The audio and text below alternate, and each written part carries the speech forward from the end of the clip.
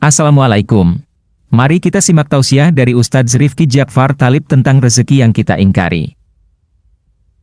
Assalamualaikum warahmatullahi wabarakatuh. Kita dipertemukan Allah dalam majelis yang mulia ini dalam rangka menjalankan salah satu perintah Allah, yaitu talabul ilmi.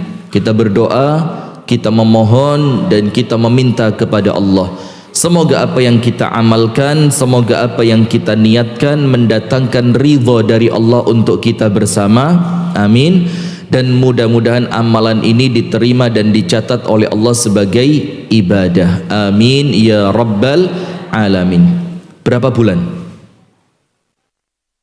8. Masya Allah. Laki atau perempuan? Insya Allah perempuan. Masya Allah. Kasih nama Rumaisa. Rumaisa. Rumaisa. Rumaisa itu ibunya Anas bin Malik, perempuan yang sendalnya sudah parkir depan pintu surga. Namanya Rumaisa. Nanti kalau kasih nama Rumaisa jangan lupa ya, royalti.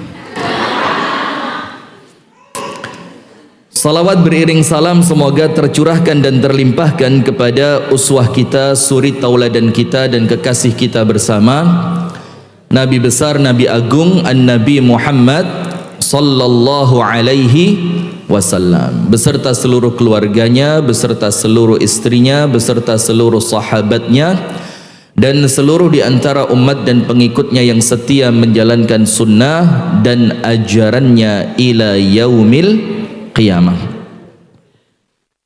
Hadirin sekalian yang dirahmati oleh Allah Subhanahu wa taala, tema kita di pagi hari ini adalah rezeki yang kuingkari. Maksudnya begini,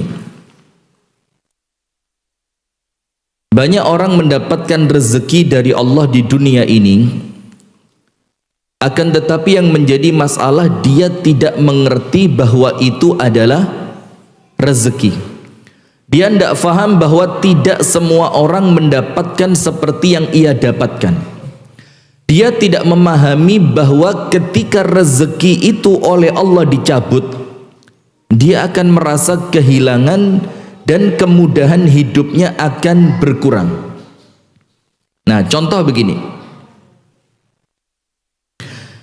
Kebanyakan orang di dunia ini mereka menganggap rezeki itu apa? Materi atau uang gitu kan. Dia nganggap rezeki itu ya uang, bisa beli mobil, bisa beli rumah mewah, dia bisa makan makanan yang lezat, dia bisa jalan-jalan kemanapun dia mau, dianggapnya itu adalah rezeki. Padahal uang itu belum tentu rezeki apabila uang itu menjadikan kita jauh dari Allah. Pada hakikatnya setiap nikmat yang Allah karuniakan itu belum menjadi nikmat kecuali setelah nikmat itu menjadikan kita semakin dekat kepada Allah. Semuanya seperti itu. Nah, sekarang kita katakan harta. Siapa yang terkenal punya harta besar? Siapa? Korun. Cuma sekarang ngomong korun ini rotok medeni. Nanti disomasi lagi, suruh minta maaf gitu ya. Korun. Anda buka dalam Al-Quran tentang Korun ini pada surah Al-Qasas ayat 81. Surat apa? Al-Qasas ayat yang keberapa? 81. Dengan semua uang yang dimiliki oleh Korun, dengan semua kekayaan yang dimiliki oleh Korun, pada awalnya itu rezeki. Tapi karena semua itu tidak menjadikan Korun semakin dekat kepada Allah, tidak menjadikan Korun dengan hartanya itu taat kepada Allah, tidak menjadikan Korun dengan hartanya itu semakin bersyukur kepada Allah, maka ternyata yang awalnya rezeki menjadi musibah. Surat apa? Al-Qasas ayat 81. Allah Ta'ala berfirman, فَخَسَفْنَا بِهِ وَبِدَارِهِ الْأَرْضِ maka kami tenggelamkan Qarun dengan semua hartanya sekaligus rumahnya. Itu oleh Allah ditenggelamkan. Nah, ternyata yang kita anggap rezeki justru mendatangkan murka dan bencana dari Allah. Kapan? Ketika rezeki itu tidak menjadikan kita semakin dekat kepada Allah. Maka nomor satu, hati-hati. Orang yang punya harta berlimpah, awalnya itu merupakan karunia, awalnya itu merupakan nikmat, awalnya itu merupakan rezeki, tapi ketika tidak dikelola dengan benar, itu bisa mengundang murka dari Allah. Maka lihat, fa inna likulli ummatin fitnatun. Setiap umat itu ada fitnah ujiannya masing-masing. Wa fitnatu ummati al-mal. Kata Nabi Muhammad, dan fitnah ujian yang Allah tetapkan untuk umatnya Nabi Muhammad itu adalah harta. Itu nomor satu. Ingat dulu bahwasannya ada sesuatu yang kita anggap nikmat ternyata bukan nikmat. Ada yang kita anggap rezeki ternyata malah menjadi bencana. Nomor dua, jabatan. Orang menganggap jabatan itu apa? Rezeki. Padahal di zaman dulu, di zaman para sahabat Nabi, di zaman tabi'in, di zaman tabi'ut tabi'in, jabatan itu dihindari, bukan malah direbut. Dihindari, bukan malah apa? Direbut. Karena mereka tahu, salah satunya Amirul Mukminin Sayyiduna Umar ibnul Khattab radhiyallahu anhu. Umar itu mengatakan begini, kalau ada seekor unta, seekor apa? Unta. Di negeri Yaman, Anda tidak usah ngelihat sana, ini kayaknya candid, ono wong di kono delok rono, sini, tidak usah. Aduh, yang tidak usah deso lah, aduh. Itu kamera mahal itu. Jangan dikira tongsis, itu kamera itu. Tahu harganya berapa tahu? Sudah, astagfirullah, kok malah ngetaran nilai deso ya. Sudah, saya ngomong apa tadi? Lah, setelah itu apa? Na'am, barakallahu fik.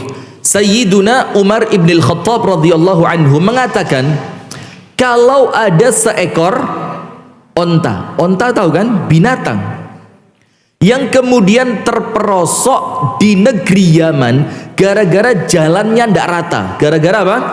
Jalannya tidak rata. Sampai akhirnya onta itu terjatuh dalam keadaan Umar di kota Madinah. Sementara untanya di mana? Di Yaman. Apa kata Umar? Saya yakin Allah pasti menanyakan kepadaku tentang unta itu. Kenapa? Karena pemimpinnya adalah Umar. Dalam riwayat yang lain, sampai kalau ada orang kelaparan di ujung negeri, maka aku yakin aku oleh Allah akan ditanya tentang orang itu yang kelaparan di bawah kepemimpinanku. Nah, maka orang menganggap jabatan itu apa? Rezeki. Padahal hati-hati, kalau jabatan itu tidak dijalankan seperti yang Allah inginkan, maka itu akan menjadi bencana.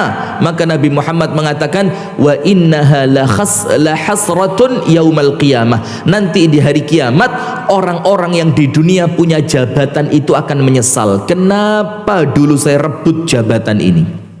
Fir'aun tahu? Qarun sudah. Sekarang Fir'aun. Sisa siapa nanti? Satu lagi, Haman. Saya bukan Cak Nun. Nomor dua siapa? Fir'aun. Nah, Anda tahu Fir'aun, jabatan yang dia punya, kekuasaan yang dia punya, kekuatan yang dia punya, kerajaan besar yang dikuasai olehnya, menjadikan apa? Tagha wa bagha fil ardi, melampaui batas dan sombong di muka bumi. Sampai puncaknya Fir'aun mengatakan apa? Ana rabbukumul a'la. Aku adalah Tuhanmu yang paling tinggi. Artinya apa? Sesuatu yang oleh manusia dianggap rezeki, ternyata itu berpotensi mendatangkan apa? Musibah, bencana, dan murka dari Allah. Yang ketiga, coba.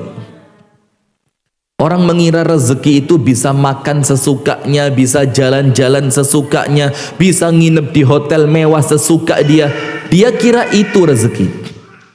Jadi pengen makan apa? Maka sekarang lihat, menjadi tren nggak wisata kuliner itu? Tren. Setelah muncul di televisi, ya enggak? Setelah muncul di televisi,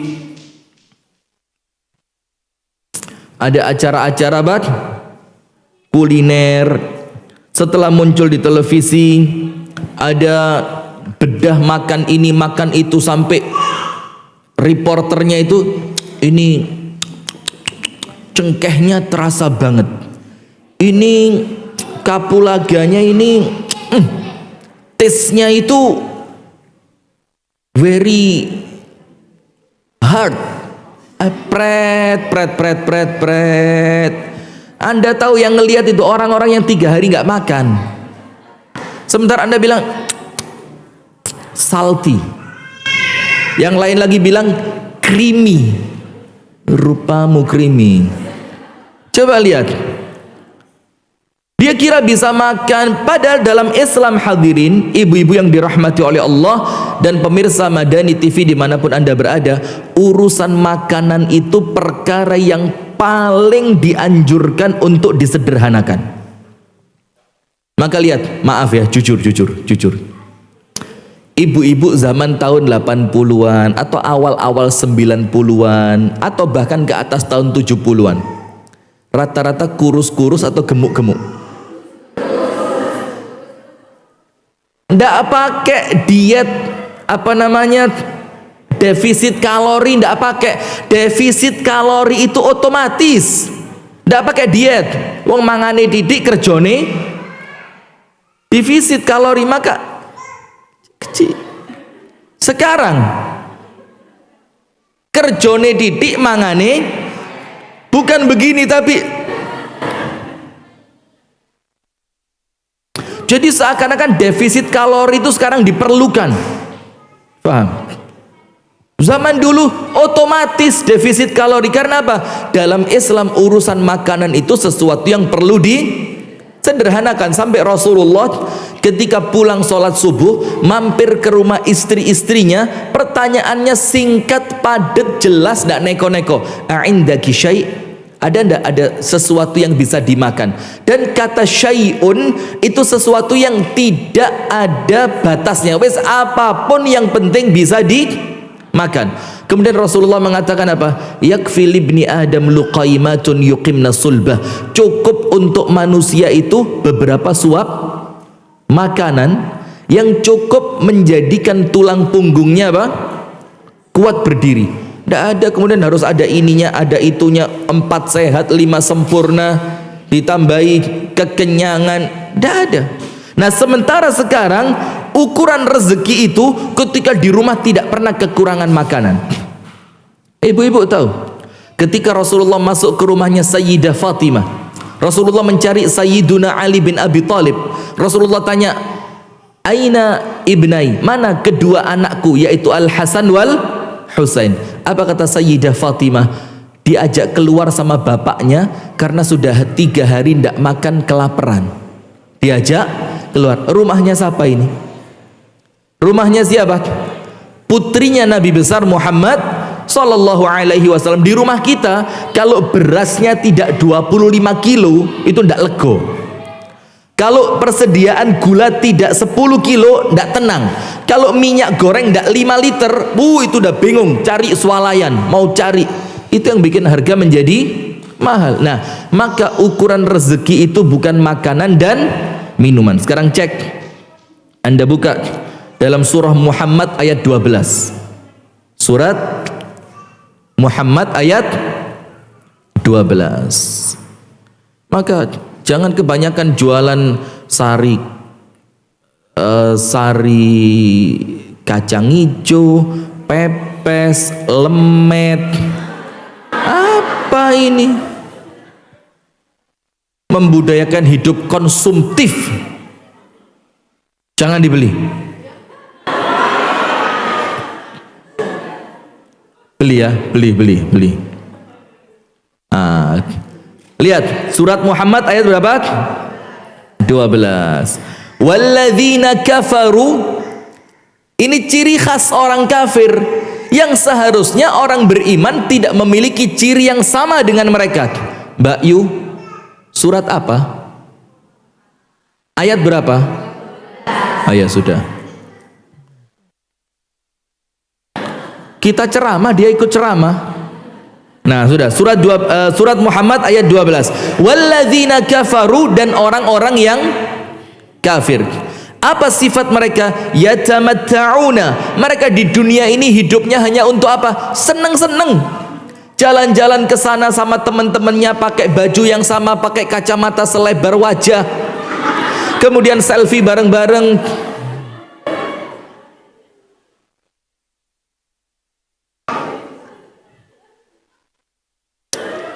Ternyata siapa seperti itu? Walladzina kafaru yatamatta'un. Ciri khasnya orang-orang kafir itu hidupnya seneng-seneng. Kegemaran mereka cuma foya-foya, main-main, jalan-jalan, rekreasi, makan. Walladzina kafaru yatamatta'un wa ya'kulun kama ta'kulul an'am. Dan kesukaannya apa? Makan-makan sebagaimana binatang-binatang itu makan-makan. Apa Allah firmankan untuk mereka? Wan naru mathwal lahum. Akhirnya apa? Tempat terakhirnya mereka apa? Neraka. Nah, maka ada orang mengira rezeki itu uang. Ada contohnya siapa tadi? Qarun. Orang mengira rezeki itu adalah jabatan dan kekuasaan. Ada contohnya siapa tadi? Fir'aun. Ada orang mengira rezeki itu yang penting bisa rekreasi, makan-makan, jalan-jalan. Ada contohnya dalam surah Muhammad ayat berapa? 12. Seperti siapa? Orang kafir. Ya'kulun yatamatta'un wa ya'kulun kama ta'kulul an'am. An-naru mathwal lahum. Akhirnya neraka menjadi tempat untuk mereka. Nah, sementara sekarang ibu-ibu yang dirahmati oleh Allah dan pemirsa Madani TV dimanapun Anda berada, ada rezeki-rezeki yang ternyata kita oleh Allah diberi, ternyata rezeki itu kita ingkari. Seakan-akan ini bukan rezeki. Kalaupun Anda tidak dapat yang lain, Anda mengira Allah kok tidak ngasih rezeki sama saya, padahal rezeki itu di depan mata, tapi Anda mengingkari itu sebagai rezeki. Seakan-akan Anda tidak dapat rezeki. Nah, sekarang nomor 1. Ada beberapa. Tulis nomor 1.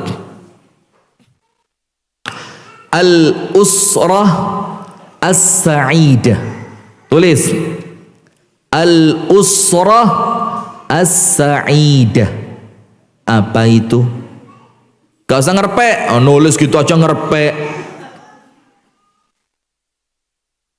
Lengkari nulis A-L al U-S-R-U-H usrah A-S-As S-A-I-D-A-H al-usrah.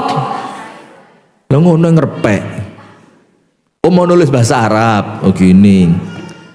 Maka mulai sekarang nun sewu nggih.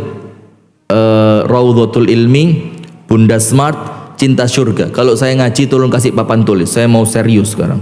Ada guyon-guyon tak usir nanti. Bisa emang serius? Anda bisa, saya yang tidak bisa. Nah, sudah. Yang nomor 1, apa rezeki yang kita ingkari? Nomor 1, al-usrah as-sa'idah. Keluarga yang nyaman, tentram, damai, sejahtera dan bahagia. Ini rezeki yang kita lupa bahwa ini apa? Rezeki. Kita lupa punya orang tua itu rezeki. Kita lupa punya kakak dan adik itu rezeki. Kita lupa punya pasangan hidup, suami ataupun istri, itu adalah rezeki. Kita lupa punya anak-anak keturunan yang Masya Allah menyenangkan, itu adalah rezeki. Akhirnya keluarga ini kita ingkari bahwasannya itu merupakan rezeki, kita anggap keluarga bukanlah rezeki. Contoh, Anda cek di dalam hadis Rasulullah sallallahu alaihi wa ala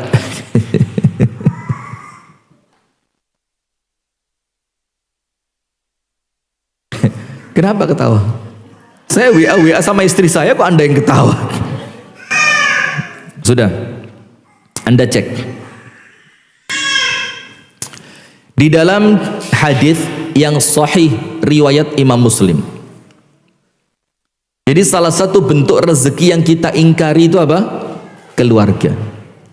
Ketika Rasulullah bercerita tentang perjalanan ruhnya orang kafir dan ruhnya orang beriman ketika oleh malaikat dicabut nyawanya, semuanya tahu kan? Kalau orang beriman itu dicabut dengan penuh kelembutan, dikasih kain kafan dari surga, dikasih minyak wangi dari surga, dibawa naik ke langit. Setiap malaikat penjaga langit senang dilewati oleh dia, sampai ketemu Allah Ta'ala.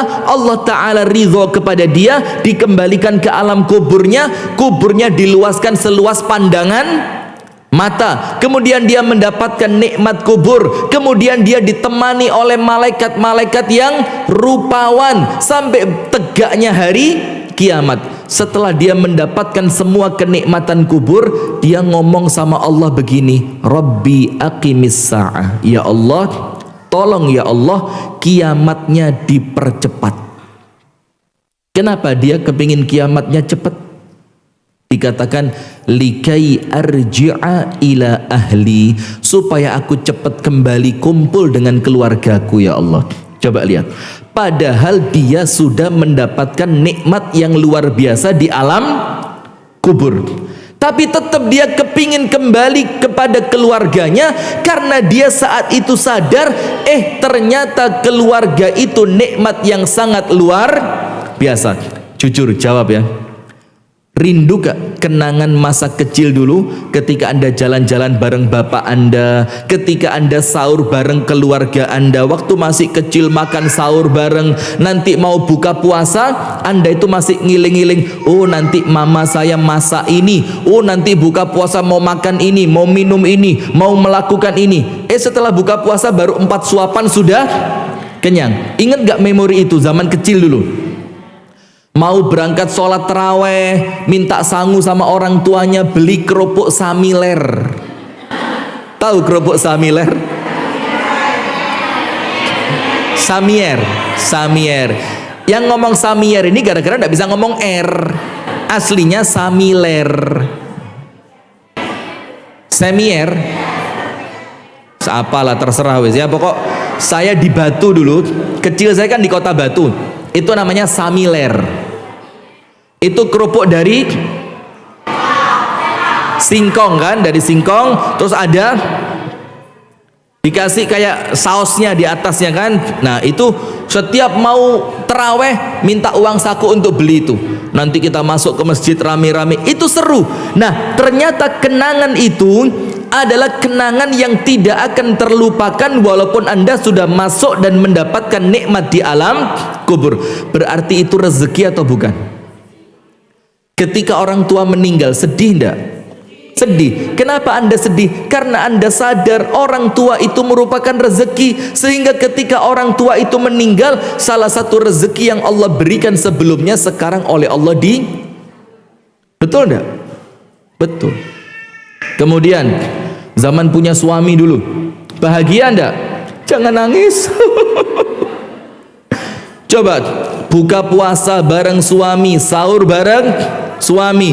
Yang zaman dulu punya istri, buka puasa bareng istri, sahur bareng istri. Yang zaman dulu anak-anaknya lengkap, buka puasa bareng anak, sahur bersama anak. Sekarang anaknya sudah menikah, anaknya sudah di luar kota, anaknya kuliah, anaknya jauh dari rumah. Sedih gak sekarang?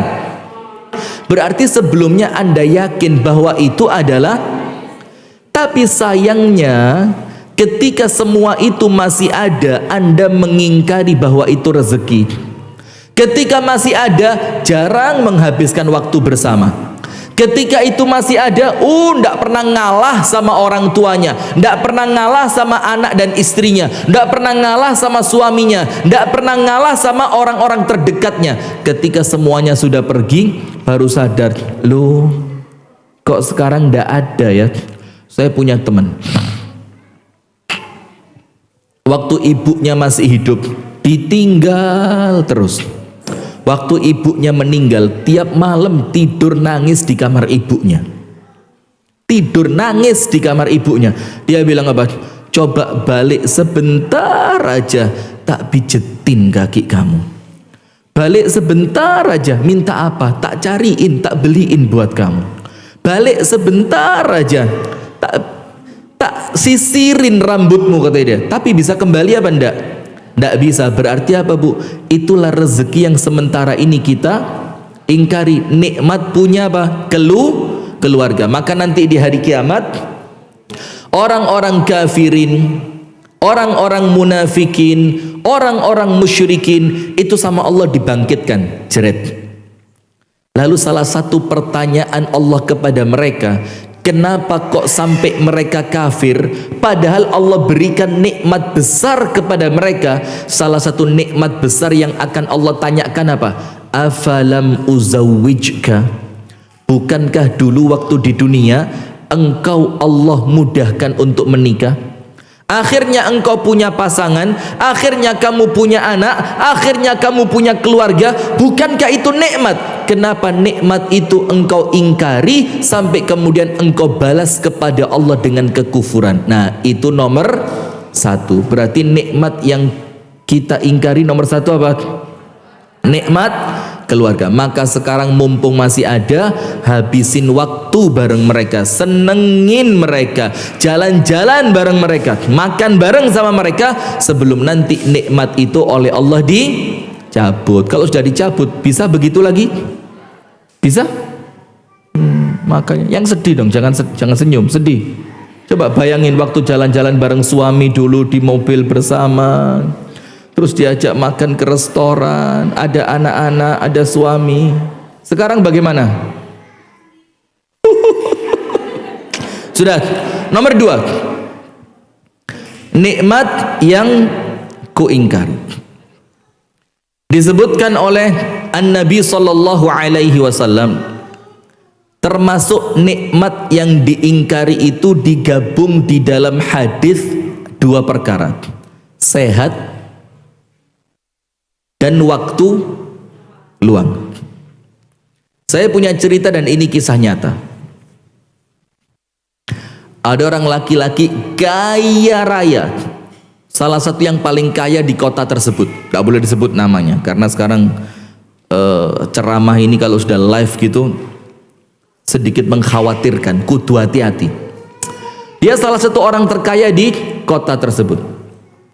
Istrinya dikasih mobil, kasih supir pribadi, dikasih duit di rekening yang cukup untuk istrinya mau makan kemana, mau jalan sama siapa, cukup.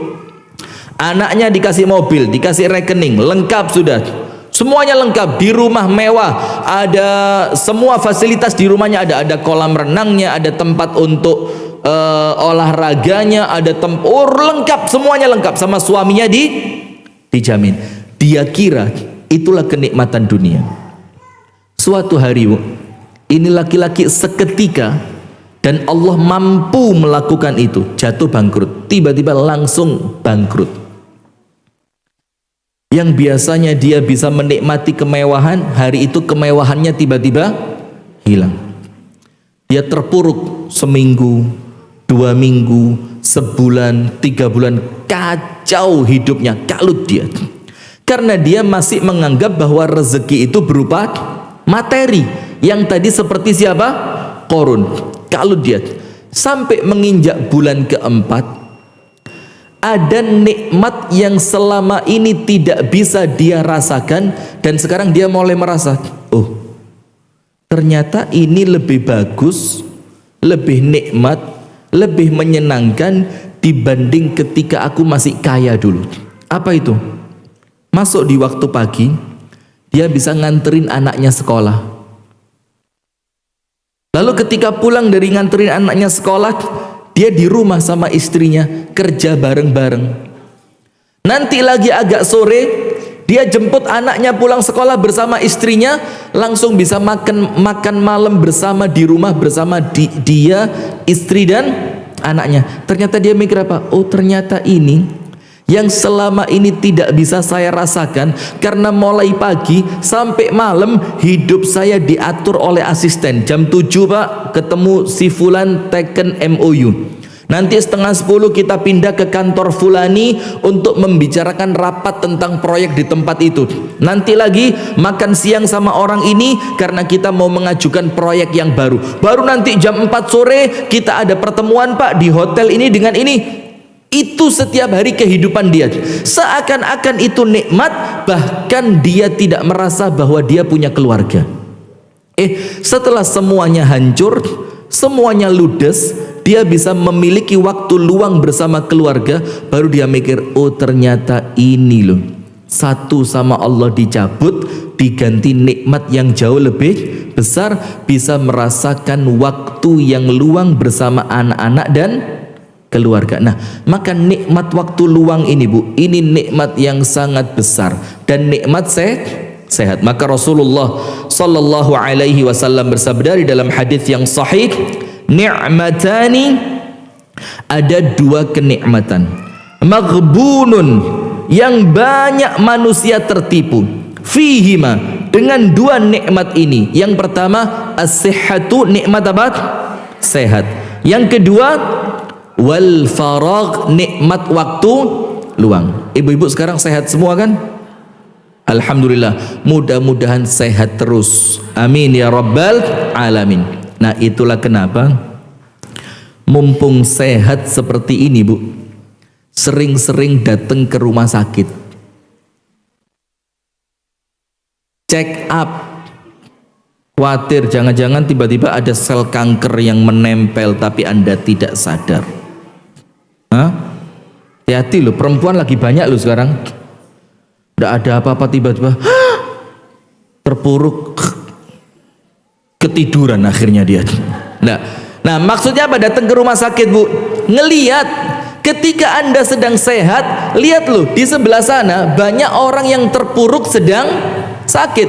Tapi saya sarankan Bu, kalau datang ke rumah sakit untuk Anda menyadari nikmat sehat, itu datang ke rumah sakit jangan yang VIP, jangan kelas 1, jangan rumah sakit kelas 2, tapi datang ke rumah sakit bagian bangsal, yang satu ruangan isinya 18 orang.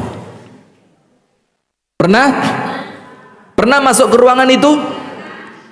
Yang jaga pakai karpet tipis, tidur di bawah, bawa termos, bawa bantal, bawa nasi dari luar. Itu Bu, baru kerasa betul ternyata sakit itu ndak enak.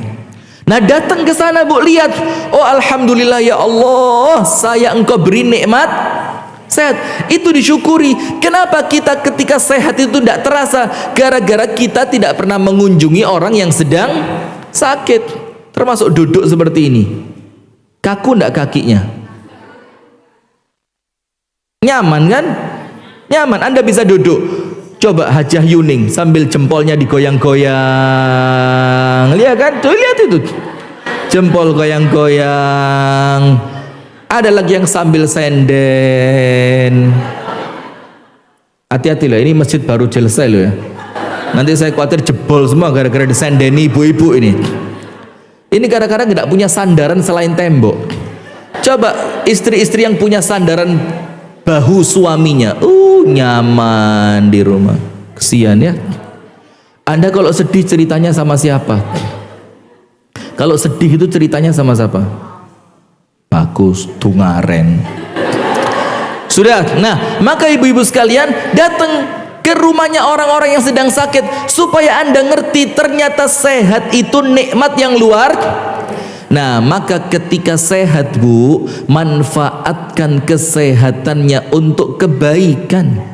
Dipakai sholat, dipakai ngaji, dipakai duduk di majelis taklim, digunakan untuk rahim. Gunakan untuk menolong orang lain, gunakan sehatnya untuk membahagiakan orang lain, supaya nanti ketika Anda sakit, Anda tidak menyesali kesehatan yang sudah terlewat. Kenapa kok dulu waktu sehat tidak saya gunakan untuk ibadat?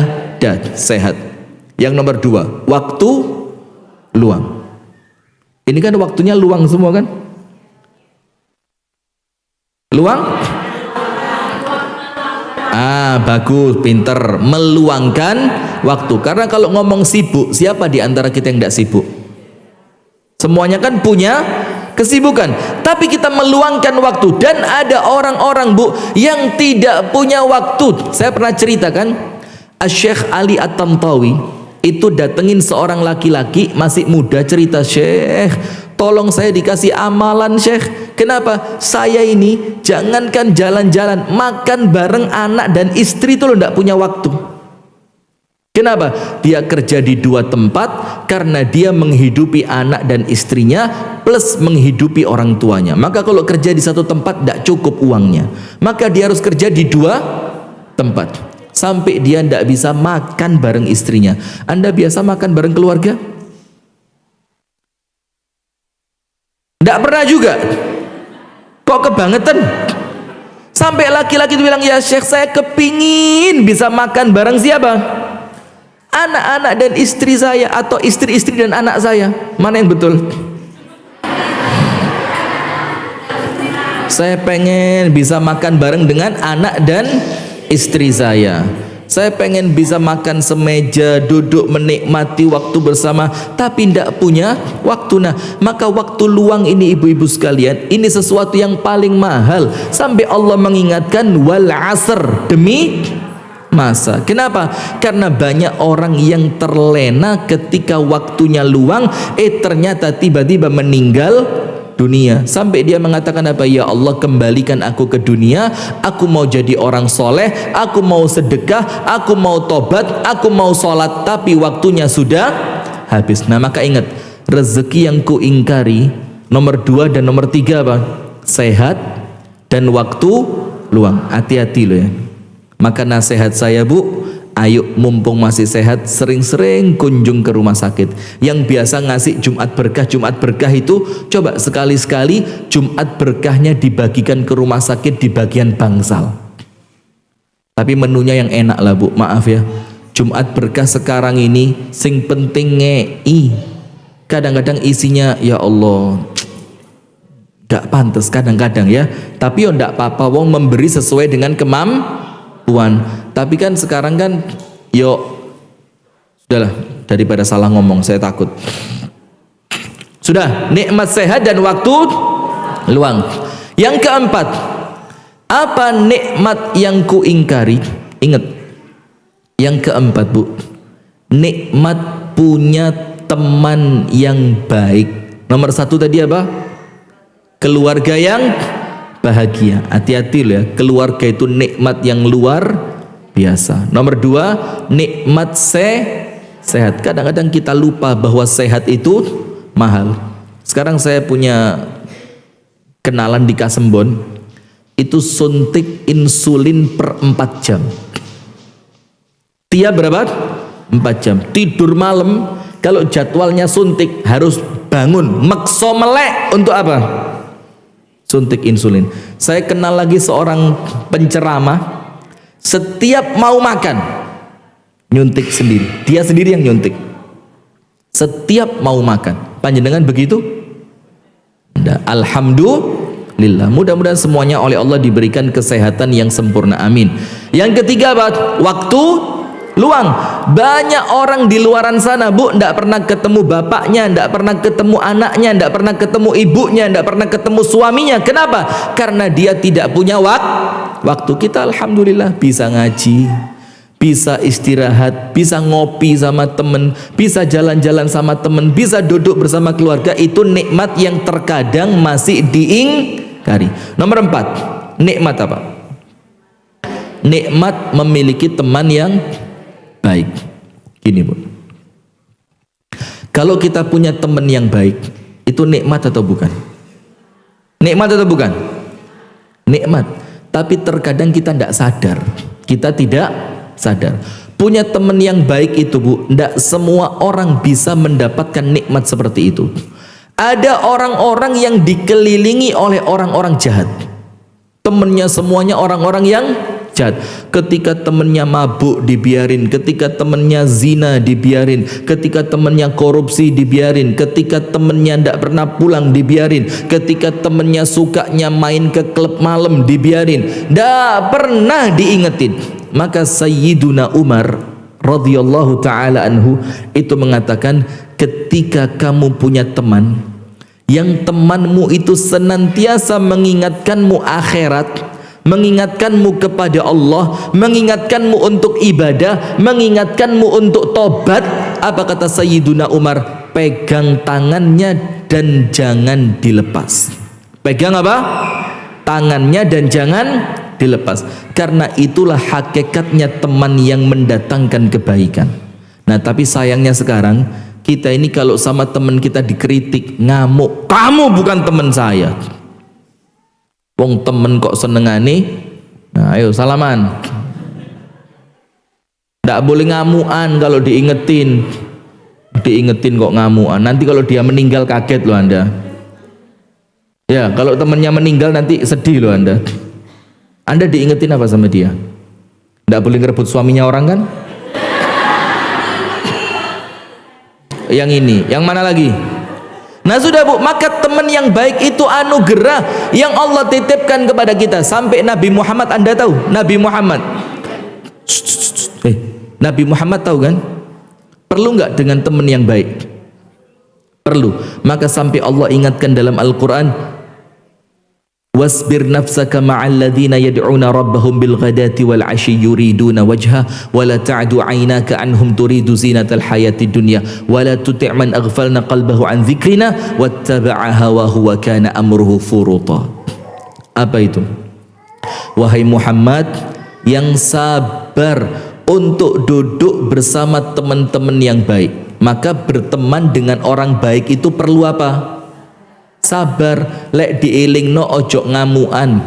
Kalau diajak untuk senantiasa taat jangan bosen, karena memang perlu sabar. Kenapa? Wala tuti' man aghfalna qalbahu an dzikrina wattaba'a hawahu wa kana amruhu furuta. Dan jangan berteman dengan siapa?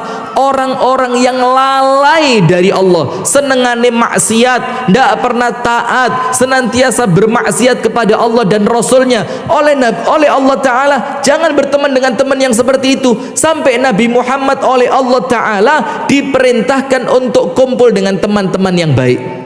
Diperintahkan untuk siapa? Kumpul dengan teman-teman yang baik, karena mereka itulah nanti di hari kiamat yang akan menolong kita. Silakan dibuka surat Asy-Syu'ara. Surat apa?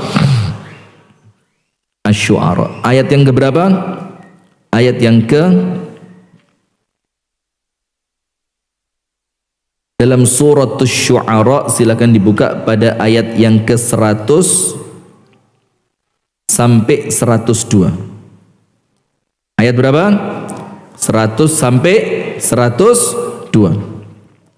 Dikatakan bahwa kalau Anda di dunia punya teman yang baik, Bu, itu adalah nikmat yang akan disesali ketika nikmat itu tidak disyukuri. Maka nanti di hari kiamat, setelah semua syafaat selesai. Syafaat itu apa sih? Pertolongan untuk seorang manusia dikeluarkan dari api neraka. Syafaatnya para nabi dan rasul selesai, habis. Syafaatnya orang-orang yang mati syahid selesai dan sudah habis.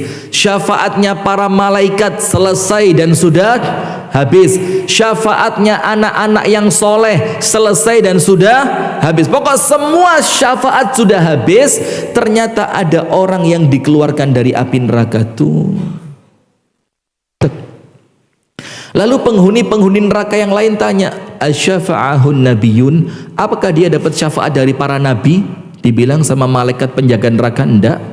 Syafaatnya para nabi sudah habis. Ditanya, apakah dia mendapatkan syafaat dari para malaikat? Malaikat jawab, enggak. Malaikat syafaatnya sudah Habis. Ditanya lagi, apakah dia mendapatkan syafaat dari anaknya yang soleh? Dibilang dia tidak punya anak yang soleh.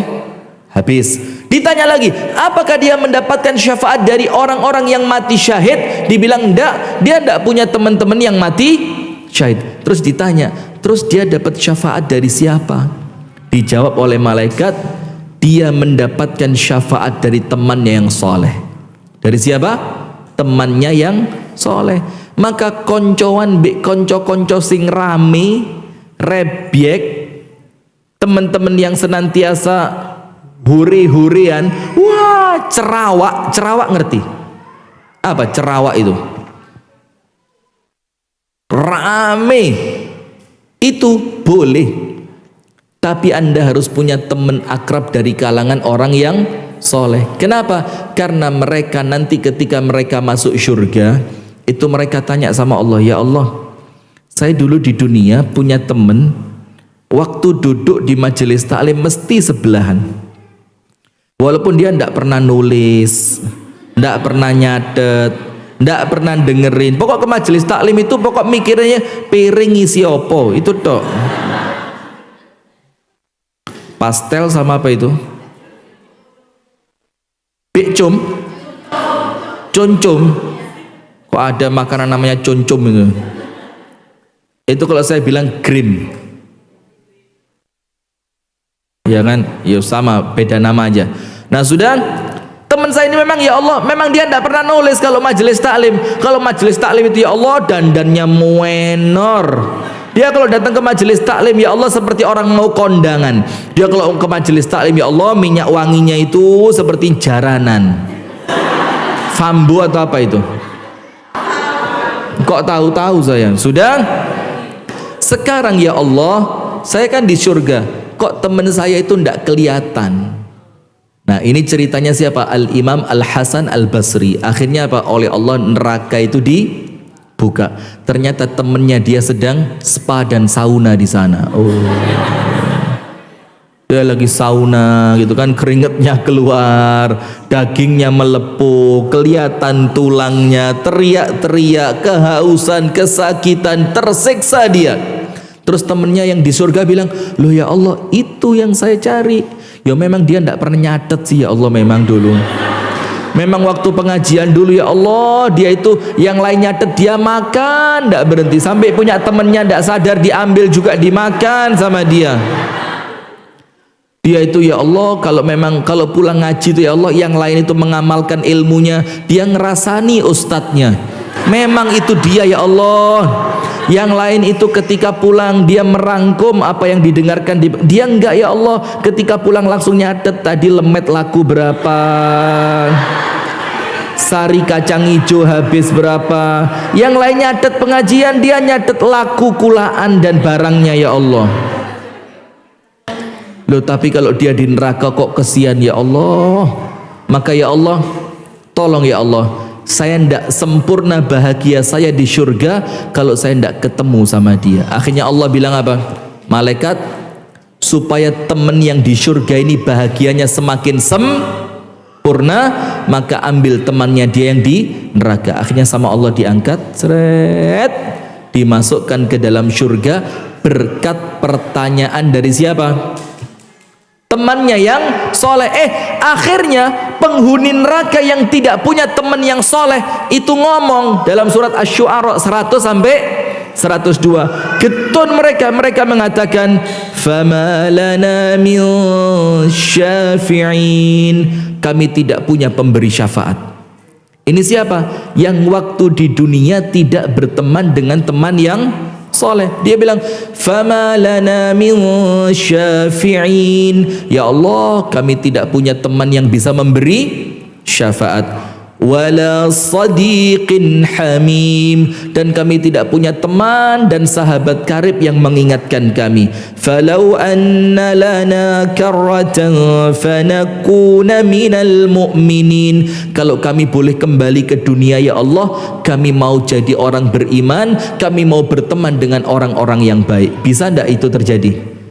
Tidak bisa. Kenapa? Sudah terlanjur pindah ke akhirat. Nah maka ingat ibu-ibu, nomor 4, Nikmat yang kuingkari apa?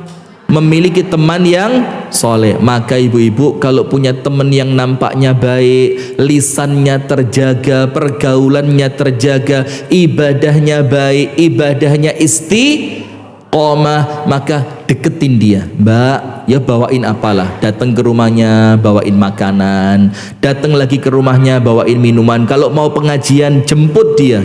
Mbak, tak ampiri yo, dijemput dia, datang bersama ke tempat pengajian. Supaya apa? Nanti kalau ternyata kita luput dan kita masuk neraka, insya Allah dia akan ingat kepada kita. Kenapa? Karena teman yang soleh itu nikmat, tapi terkadang kita ingkari, padahal teman yang soleh itu bisa memberi syafaat. Terakhir yang kelima, apa nikmat yang kuingkari yang kelima ibu-ibu yang dirahmati oleh Allah? Yang kelima, nikmat yang kuingkari adalah kemampuan beribadah. Apa? Kemampuan beribadah. Bu, panjenengan kalau bisa sholat duha, sadar ndak kalau itu nikmat? Ya ndak sadar, wong Anda ndak pernah sholat duha kok. Oh, sabar. Tadi berapa rakaat?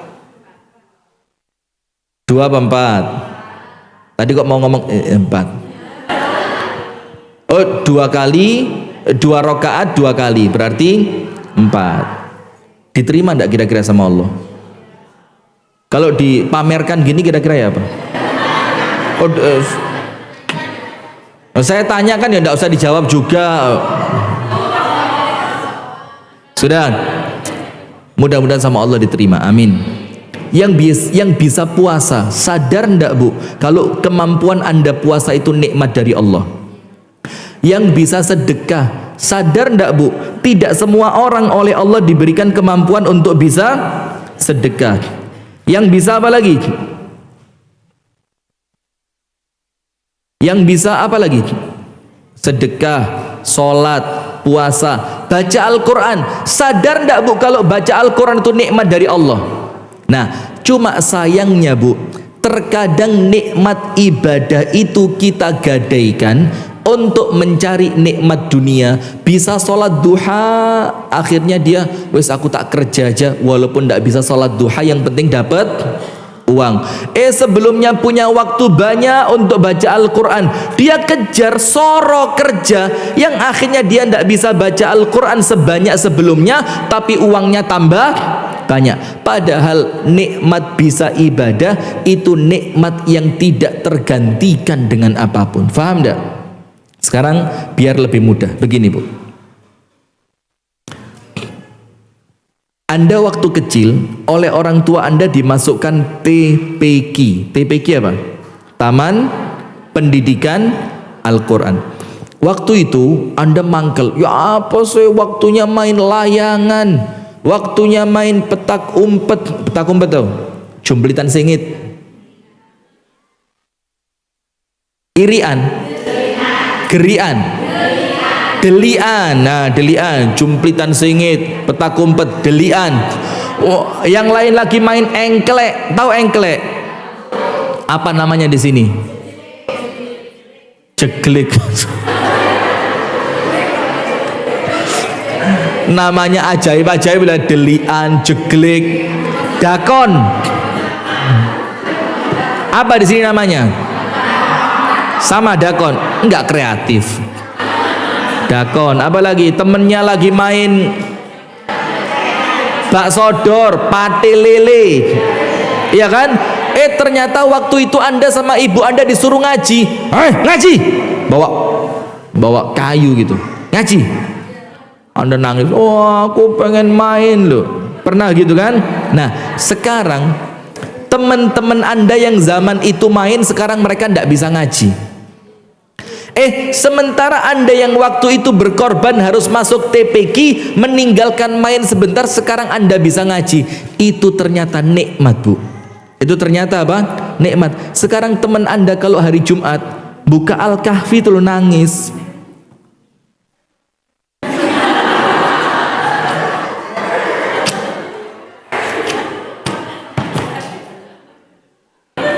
Buka Anda hari Jumat.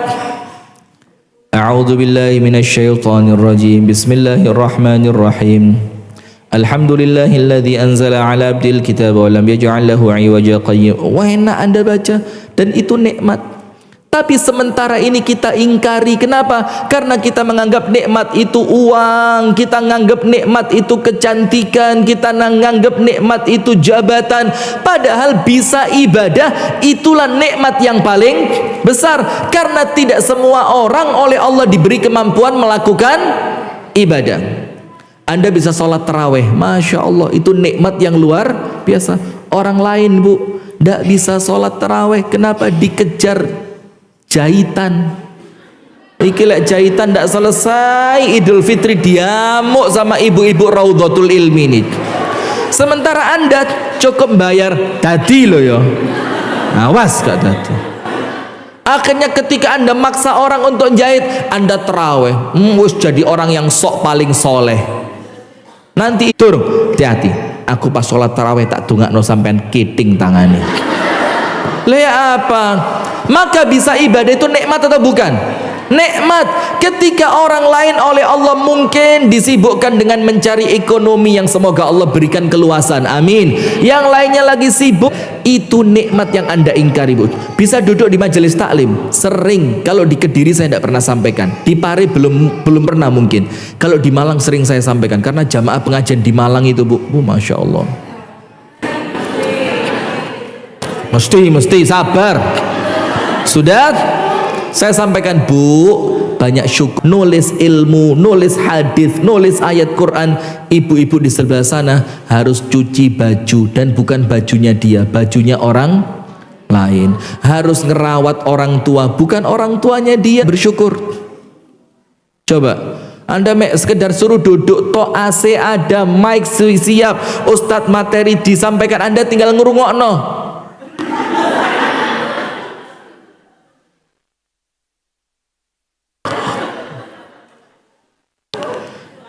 Bangunnya apa? Subhanakallahumma wa bihamdika asyhadu an la. Gak kerasa mbak ya? Lu ya mesti gak kerasa mulai pembukaan sampai penutupan Anda tidur, mau kerasa ya apa? Nah, maka syukuri, Bu, kemampuan duduk di majelis taklim. Anda oleh Allah dikasih kesempatan sholat duha, Anda oleh Allah diberikan kemampuan untuk puasa, Anda oleh Allah diberikan kemampuan untuk bisa baca Al-Quran. Itu nikmat yang jangan sampai diingkari.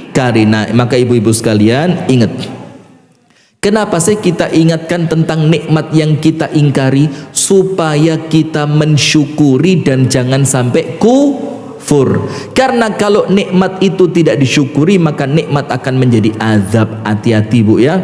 Sementara kalau disyukuri oleh Allah, nikmatnya akan ditambah. Berarti rumah tangga yang baik, punya suami, punya istri, punya orang tua, punya anak, nikmat bukan?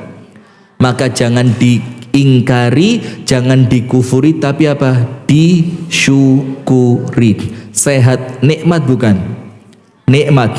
Maka gunakan sehatnya untuk taat, supaya dengan taat itu bentuk syukurnya kita kepada Allah. Jangan dilupakan. Waktu luang, nikmat atau bukan?